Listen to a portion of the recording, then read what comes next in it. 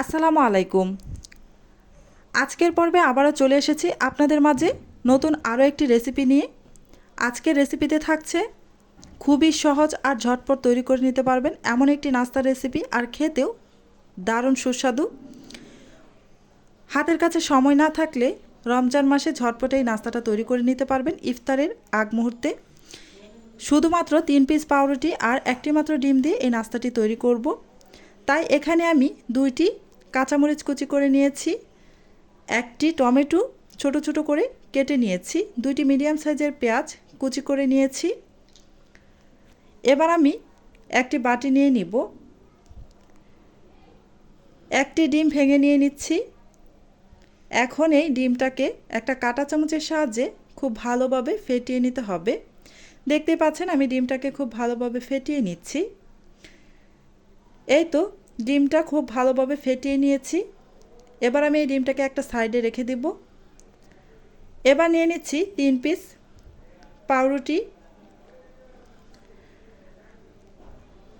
এখন আমি একটা ছুরির সাহায্যে 4 কোণা করে কেটে নিব, ছোট ছোট করে। দেখতে পাচ্ছেন আমি কিভাবে কেটে নিচ্ছি, ছোট ছোট করে কেটে নিতে হবে। আপনারা নাস্তার পরিমাণ যদি আরও বাড়াতে চান তাহলে পাউরুটির পরিমাণটাও আরও বাড়িয়ে নেবেন। 3 পিস পাউরুটির জন্য এখানে একটি ডিম লাগবে। আপনারা আরও বাড়িয়ে নিতে চাইলে আরও বাড়িয়ে নিতে পারেন। এই যে পাউরুটিগুলো আমার কেটে নেওয়া হয়ে গিয়েছে। এবার আমি চলে আসলাম চুলায়। চুলায় একটা কড়াই বসিয়ে গরম করে এতে আমি পর্যাপ্ত পরিমাণ সয়াবিন তেল দিয়ে দিলাম। দিয়ে এতে আমি পেঁয়াজ কুচিগুলো দিয়ে দিলাম। সামান্য একটু নেড়েচেড়ে ভেজে নেব।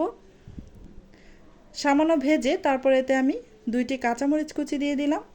ঝাল আপনারা আপনাদের পছন্দ মতো দিয়ে দিবেন। আরও কিছুক্ষণ নেড়েচেড়ে এতে আমি দিয়ে দিচ্ছি ডিম। আমি যে ডিমটাকে ফেটিয়ে রেখেছিলাম সেই ডিমটাকে দিয়ে দিলাম। এবার দিয়ে দিব কালো গোলমরিচের গুঁড়া 1 চামচের 3 ভাগের 1 ভাগ। সামান্য একটু লবণ দিয়ে দিব, লবণের পরিমাণটা খুব বেশি দিবেন না, সামান্য একটু দিবেন। আর দিয়ে দিয়েছি 1 চা চামচ পরিমাণ চিনি। চিনিটা অবশ্যই দিবেন, এতে করে নাস্তাটা খেতে খুবই ভালো লাগবে। একটু মিষ্টি মিষ্টি ঝাল ঝাল হবে, খেতে খুবই ভালো লাগবে।